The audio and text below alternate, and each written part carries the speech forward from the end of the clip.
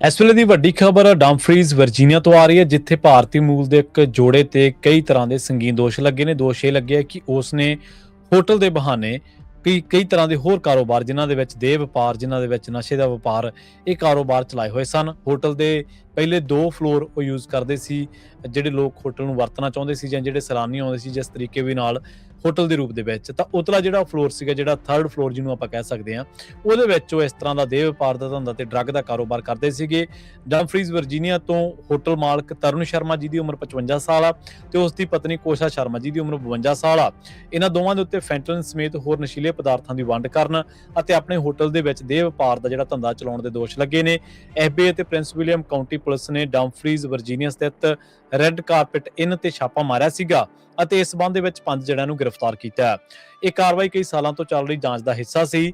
ਜਾਂਚ ਦੇ ਮੁਤਾਬਕ ਸ਼ਰਮਾ ਜੋੜੇ ਨੇ ਹੋਟਲ ਦੀ ਜਿਹੜੀ 3ਜੀ ਮੰਜ਼ਿਲ ਸੀ ਉਸ ਨੂੰ ਨਸ਼ਿਆਂ ਦੇ ਲੈਣ ਦੇਣ ਅਤੇ ਦੇਹ ਵਪਾਰ ਦੇ ਲਈ ਪੱਕਾ ਰੱਖਿਆ ਹੋਇਆ ਸੀ, ਜਦਕਿ ਕਾਨੂੰਨੀ ਤੌਰ ਤੇ ਰਹਿਣ ਵਾਲੇ ਮਹਿਮਾਨਾਂ ਨੂੰ ਹੇਠਲੀਆਂ 2 ਮੰਜ਼ਿਲਾਂ ਤੇ ਉੱਤੇ ਰੱਖਿਆ ਜਾਂਦਾ ਸੀ। ਜੇਕਰ ਕੋਈ ਇਸ ਸੰਬੰਧੀ ਸਵਾਲ ਵੀ ਕੀਤਾ ਜਾਂਦਾ ਸੀ ਤਾਂ ਉਸ ਸਵਾਲ ਦਾ ਜਵਾਬ ਵੀ ਬੜੇ ਰੁੱਖੇ ਤਰੀਕੇ ਦੇ ਨਾਲ ਕੀਤਾ ਜਾਂਦਾ ਸੀ। ਸਿੱਟੇ ਵਜੋਂ ਇੱਕ ਆਪਰੇਸ਼ਨ ਚੱਲਿਆ, ਜਾਂਚ ਚੱਲੀ ਤੇ ਇਸ ਤੋਂ ਬਾਅਦ ਜਦੋਂ ਗ੍ਰਿਫਤਾਰੀ ਹੁੰਦੀ ਤਾਂ ਕਈ ਮਹੀਨਿਆਂ ਤੋਂ ਬਾਅਦ ਚੱਲੀ ਜਾਂਚ ਤੋਂ ਹੁੰਦੀ ਆ। ਹੁਣ ਇਹਨਾਂ ਤੇ ਕਈ ਤਰ੍ਹਾਂ ਦੇ ਸੰਗੀਨ ਦੋਸ਼ ਲੱਗੇ ਨੇ ਤੇ ਇਹਨਾਂ ਨੂੰ ਕਾਫੀ ਸਖਤ ਜਿਹੜੀ ਸਜ਼ਾ ਉਹਦਾ ਸਾਹਮਣਾ ਕਰਨਾ ਪੈ ਸਕਦਾ ਹੈ।